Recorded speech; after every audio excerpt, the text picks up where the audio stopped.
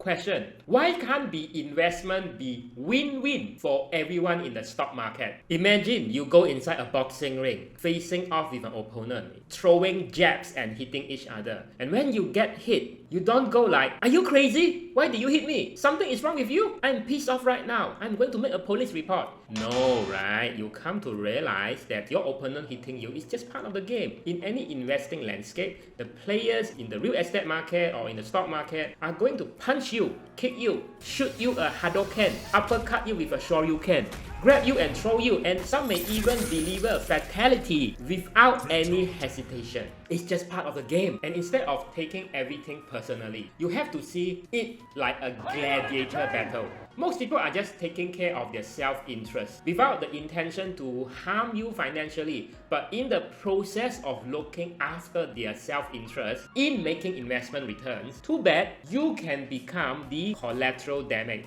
It's like you standing in front of a charging rhino running away from the hunters. But some people are outright evil and sadist or brutal at the same time. They not only want to KO you, but also enjoy you being torn to shreds. So no need to take things personally. Instead, try to do either of this. At worst, learn how to defend yourself from becoming someone else's sacrificial lamb or collateral damage in the stock market. Even if you can't entirely, you can avoid being crushed or killed. Knowing self-defense means that you stand a chance to walk away with just a minor wound. At best, you want to learn how to win more rounds inside the boxing ring than you lose. Investing is not about winning 10 out of 10 rounds. It is about winning, say, 7 or 6 out of 10 rounds. So if you are not winning more than you lose, or something did not go as per what you expect, then you want to have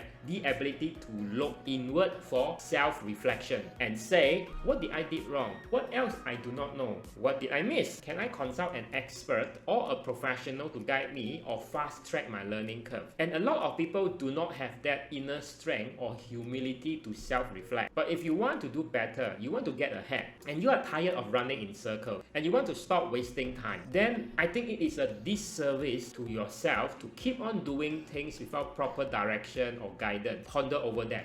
Insanity is when you're doing the same thing but expecting a different result. Have any questions for me? Leave your comments below. Like to hear from you what you feel about what I just shared. Subscribe if you have not already. Here's the next video you will love.